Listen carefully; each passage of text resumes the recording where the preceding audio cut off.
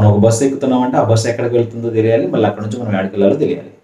అలానే మనం ఈ కోర్స్ చేస్తున్నామంటే ఈ కోర్స్ తర్వాత ఏం చేయాలి, ఏం చేస్తే మనకి సెట్ అవుతాం అనేది కూడా తెలుసుకోవాలి.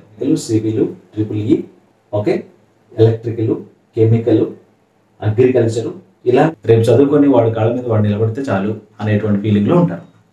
మరి వాడి కాళ్ళ మీద వాడు నిలబడాలంటే ఎంపీసీ చదివితేనే నిలబడలేడు, ఐఐటి చేస్తేనే నిలబడలేడు. మ్యాథ్స్ అసలు రాకపోతే బైపీసీ కూడా ప్రిఫర్ చేయడం చాలా రాంగ్ డెసిషన్ అవుతుంది. సో 10th క్లాస్ తర్వాత మీరు తీసుకునేటువంటి నిర్ణయం డెఫినెట్గా మీకు ఒక కీలకమైనటువంటి పాయింట్ కావాలి, ఒక టర్నింగ్ పాయింట్ అనేది మీ లైఫ్లో కావాలనే ఉద్దేశంతోనే ఈ వీడియో అనమాట. సో హాయ్ హలో స్టూడెంట్స్, అందరికీ గుడ్ మార్నింగ్. ఈరోజు మన వీడియోలో 10th క్లాస్ తర్వాత మనం ఏ కోర్సులో జాయిన్ అయితే కెరీర్ బాగుంటుంది అనే దాని గురించి అయితే ఈ వీడియో మాత్రం డెఫినెట్గా ఈ వీడియో మీకు చాలా మందికి అయితే యూస్ అవుతుంది. అండ్ అలాగే ఎవరైతే స్టూడెంట్స్ ఈ వీడియో చూస్తున్నారో ముందు మీరు ఏం చేయాలనుకుంటున్నారో ఒక క్లియర్ ఐడియాకి అయితే రండి. అండ్ ఎవరైనా పేరెంట్స్ చూస్తుంటే మాత్రం మీ అబ్బాయి లేదా మీ అమ్మాయి ఏం చదవాలనుకుంటుంది అనేది అయితే ఒకసారి డిస్కస్ చేయండి. మీ సొంత నిర్ణయాలని దయచేసి వాళ్ళ మీద ఆపాదించుకొని పిల్లల్ని అయితే డైరెక్ట్గా మీరు అనుకున్న కోర్సులు అయితే జాయిన్ చేయించడానికి ట్రై చేయొద్దు. అలాగే స్టూడెంట్స్ మీరు కూడా మీ పేరెంట్స్ ఎవరైతే చెప్తున్నారో ఆ కోర్సు మీకు ఇష్టం ఉంటే ఇష్టం అని చెప్పండి, ఇష్టం లేకపోతే మీరు ఏం చేయాలనుకుంటున్నారో చెప్పండి. దాని తర్వాత పేరెంట్స్ మంచి నిర్ణయం తీసుకొని మిమ్మల్ని అయితే మంచి స్థాయిలో ఉండేలాగా వాళ్ళు ఎంకరేజ్ చేస్తారు. అంతేగాని మీరు భయపడిపోయి లేదా మీరు ఎలాంటి మొహమాటానికి పోయి కూడా ఏ ఇష్టం లేని కోర్సులో కూడా జాయిన్ అవ్వద్దు అనేది నా సలహా అనమాట. సో ప్రజెంట్ ఉన్నటువంటి సినారియోస్లో చాలా నిరుద్యోగాలకు గల కారణాలు ఈ కోర్సెస్ ఏం తీసుకోవాలో ఏం తీసుకోకూడదో తెలియని సిచ్యువేషన్లో ఇనిషియల్ కోర్సెస్ కంప్లీట్ చేస్తారు. అండ్ నెక్స్ట్ వెళ్ళిన తర్వాత ఏం చేయాలో రూట్ మ్యాప్ దొరక్క ఆగిపోయేటువంటి సిచ్యువేషన్స్ అయితే ప్రజెంట్ జరుగుతున్నాయి అనమాట. సో 10th క్లాస్ తర్వాత మీరు తీసుకునేటువంటి నిర్ణయం డెఫినెట్గా మీకు ఒక కీలకమైనటువంటి పాయింట్ కావాలి, ఒక టర్నింగ్ పాయింట్ అనేది మీ లైఫ్లో కావాలనే ఉద్దేశంతోనే ఈ వీడియో అనమాట. సో జనరల్గా మనం 10th క్లాస్ తర్వాత most of the students decide అయ్యేది ఏంటంటే ఇంటర్మీడియట్. సో ఇంటర్మీడియట్ స్థాయికి దాదాపు 60-70% ఆఫ్ ది స్టూడెంట్స్ ఇంటర్మీడియట్ పైనే డిపెండ్ అవుతారు. అండ్ ఇంకా ఇంటర్ తర్వాత మనకి ఏమున్నాయి 10th క్లాస్ తర్వాత అంటే ఇంటర్తో పాటుగా నెక్స్ట్ ఐటీఐ కోర్సెస్ ఉంటాయి. అండ్ ఆ తర్వాత ఏముంటాయి పాలిటెక్నిక్ కోర్సెస్ ఉంటాయి. అండ్ ఆ తర్వాత పారామెడికల్ కోర్సెస్ ఉంటాయి. సో ఇప్పుడు మనం మాట్లాడుకున్నటువంటి కోర్సులన్నింటిలో మరి ఏ కోర్స్ చేస్తే బాగుంటుంది అనేది నిర్ణయం తీసుకోవాల్సింది ఎవరు అంటే స్టూడెంట్ యొక్క క్యాపబిలిటీని బేస్ చేసుకొని, స్టూడెంట్ యొక్క స్కిల్స్ని బేస్ చేసుకొని, అతను కష్టపడేటువంటి స్వభావాన్ని బేస్ చేసుకొని ఇటువైపు పేరెంట్స్ అండ్ అలాగే స్టూడెంట్ ఇద్దరు కలిసి కూర్చొని డిస్కస్ చేసుకొని తీసుకోవాల్సినటువంటి కోర్సులు అనమాట ఇవి. ఫర్ ఎగ్జాంపుల్ మీ అబ్బాయి బాగా చదివే స్టూడెంట్, మ్యాథ్స్ బాగా చేస్తాడు అండ్ మిగతా సైన్స్ సబ్జెక్టులు కూడా బాగా అర్థం చేసుకుంటాడు అనుకుంటే మీరు ఇంటర్మీడియట్ ఎంపీసీ గ్రూప్ తీసుకోవచ్చు. మా అబ్బాయికి మ్యాథ్స్ పర్ఫెక్ట్గా రాదు బట్ మ్యాథ్స్ చేయగలడు అనుకున్న స్టూడెంట్స్ బైపీసీ తీసుకోవాలి. మా అబ్బాయికి మ్యాథ్స్ రాదు కాబట్టి బైపీసీ తీసుకుంటాం అని అనుకోవద్దు. మ్యాథ్స్ అసలు రాకపోతే బైపీసీ కూడా ప్రిఫర్ చేయడం చాలా రాంగ్ డెసిషన్ అవుతుంది. బికాజ్ ఆఫ్ మీరు నీట్ ఎగ్జామ్లో స్కోర్ చేయాలంటే డెఫినెట్గా మీకు మ్యాథమెటికల్ స్కిల్స్ ఉంటేనే రేపు ఫిజిక్స్కి సంబంధించినటువంటి ప్రాబ్లమ్స్ సాల్వ్ చేయడం, కెమిస్ట్రీకి సంబంధించినటువంటి అనలిటికల్ థింకింగ్కి సంబంధించినటువంటి క్వశ్చన్స్ కానీ అండ్ బయోటెక్నాలజీకి సంబంధించినటువంటి కొన్ని ప్రాబ్లమ్స్ కానీ ఇవన్నీ కూడా మ్యాథమెటిక్స్ రిలేటెడ్గా ఉంటాయి. సో అస్సలు మ్యాథ్స్ రాదనుకున్నటువంటి స్టూడెంట్ బైపీసీ కూడా పెద్దగా ఆశించినటువంటి ఫలితాలు సాధించేటువంటి అవకాశం లేదు. బాగా మ్యాథ్స్ వచ్చు, సైన్స్ కూడా బాగా వచ్చాయంటే ఎంపీసీ ప్రిఫర్ చేయండి. ఓకే. అండ్ అలాగే మ్యాథ్స్ విషయంలో వీక్ ఉన్నటువంటి స్టూడెంట్స్ని కామర్స్ వైపు కూడా మళ్ళించలేము మనం. కామర్స్ అంటే డెఫినెట్గా మ్యాథ్స్కి సంబంధించినటువంటి సబ్జెక్టే కాబట్టి సో అలాంటి స్టూడెంట్ కామర్స్ వైపు కూడా ప్రిఫర్ చేయలేము. ఓకేనా. సో ఇలాంటివన్నీ కూడా మీ అబ్బాయికి సంబంధించిన విషయాలు మైండ్లో పెట్టుకోండి ఫస్ట్. మరి మా అబ్బాయి మాకు అబద్ధం చెప్తున్నాడు లేదా మేము ఏదడిగినా కానీ సరే అంటున్నాడు, మీ ఇష్టం అంటున్నాడు, వాడికైతే ఏదైనా పర్లేదని చెప్తున్నాడు అనేటువంటి పేరెంట్స్ చాలామంది ఉంటారు. జనరల్గా అలానే ఉంటుంది. మరి అలాంటి పేరెంట్స్ ఏం చేయాలి, మీ స్టూడెంట్ యొక్క ఫీడ్బ్యాక్ని, మీ అబ్బాయి యొక్క ఫీడ్బ్యాక్ని ఎక్కడైతే చదివాడో అక్కడికి వెళ్ళి కనుక్కోండి.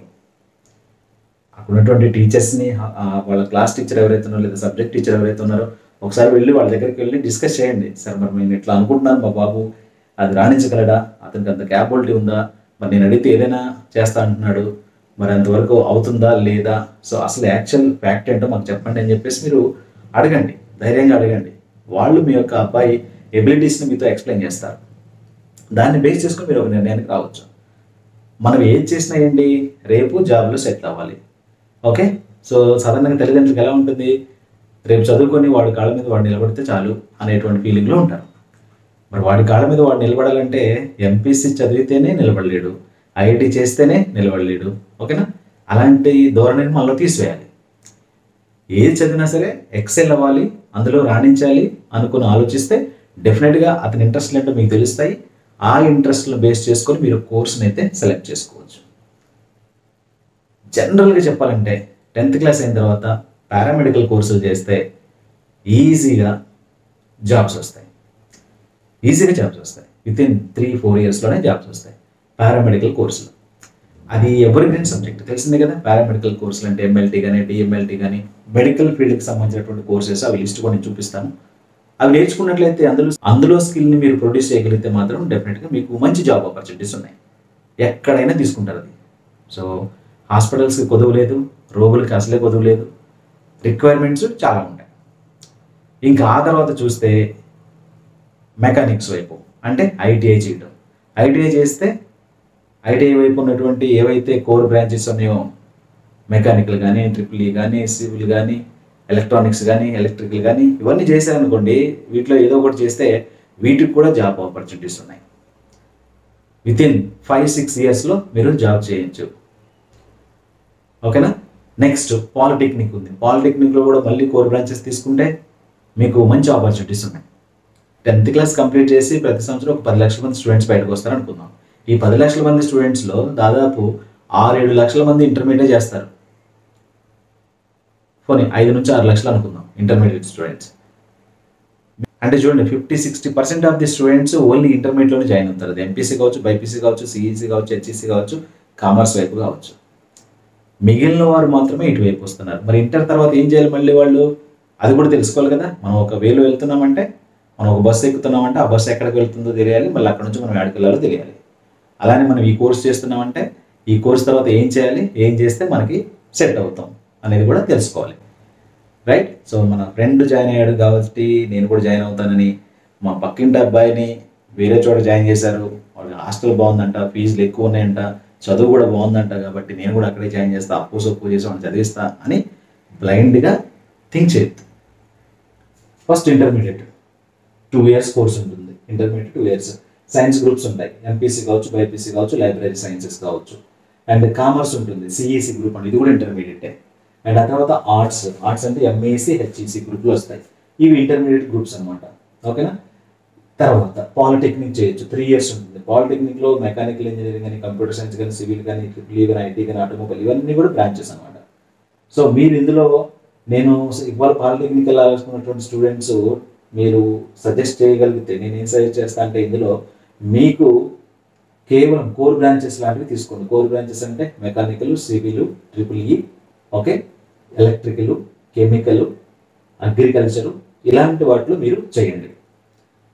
డెఫినెట్గా మీకు జాబ్ సెట్ అవుతుంది. ఇప్పుడు పాలిటెక్నిక్ 3 ఇయర్స్ చేసిన తర్వాత డైరెక్ట్గా మీరు బీటెక్ సెకండ్ ఇయర్లో జాయిన్ అవుతారు. ఇక్కడ మీరు డైరెక్ట్ ఇక్కడ ఎంపీసీ చేసి ఇంజనీరింగ్ వైపు వెళ్ళాల్సిన పని లేదు. ఈ పాలిటెక్నిక్ చేసి కూడా మీరు మళ్ళీ బీటెక్లో సెకండ్ ఇయర్లో జాయిన్ అవ్వచ్చు అనమాట. ఓకేనా? కంప్యూటర్ సైన్స్ కూడా తీసుకోవచ్చు, నో ప్రాబ్లం. బట్ ఇప్పుడున్నటువంటి సినారియోస్ ప్రకారం కొన్ని బ్రాంచెస్ని అంత పెద్దగా మనం ప్రిఫర్ చేయలేం. ఎందుకంటే ఆల్రెడీ బీటెక్లో కంప్యూటర్ సైన్స్ అనేది చాలా మోస్ట్ వాంటెడ్ కోర్స్ అనమాట. అది మరి అక్కడే ఎక్కువ మంది స్ట్రెంత్ ఉంటున్నారు. ఇంటర్ చేసిన ఆల్మోస్ట్ ఎంపీసీ గ్రూప్ చేసిన ప్రతి ఒక్కళ్ళు కూడా ఇంజనీరింగే.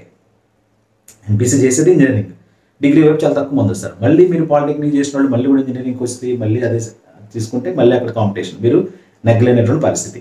అలాంటప్పుడు ఏం చేయాలి? కంప్యూటర్ సైన్స్ ఆపేసి మీరు కోర్ బ్రాంచెస్ తీసుకుంటే మళ్ళీ బీటెక్ చేసిన తర్వాత మీకు మంచి ఆపర్చునిటీస్ ఉంటాయి.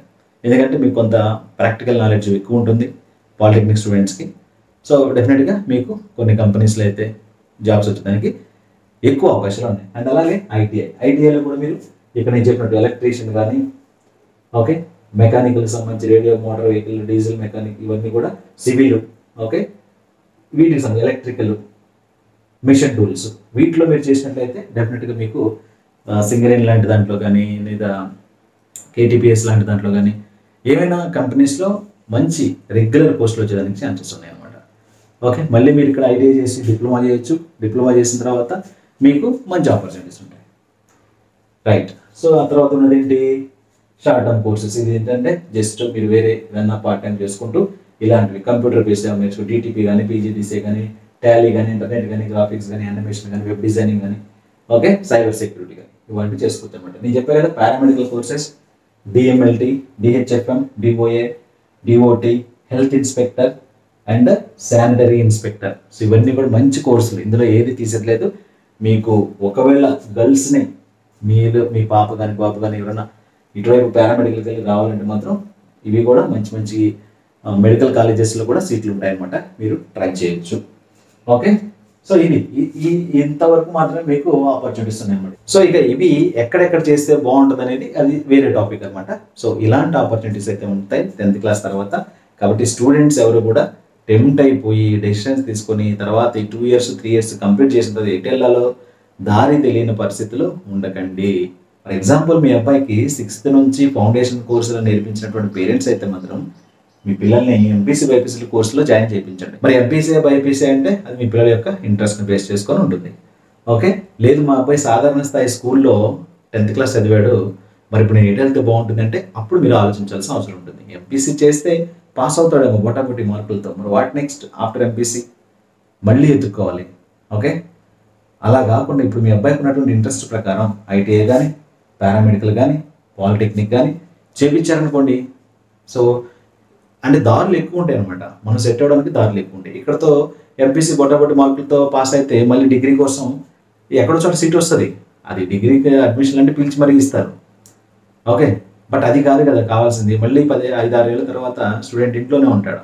సో ఈ విధంగా థింక్ చేసి మీరైతే కెరీర్కి మంచి ప్లాన్ అయితే చేసుకోండి. ఈ వీడియో సెలెక్షన్ ఫ్రెండ్స్కి అయితే షేర్ చేయండి. మన ఛానల్ సబ్స్క్రైబ్ చేసుకొని డైలీ ఫాలోకి అయితే ట్రై చేయండి. Thank you.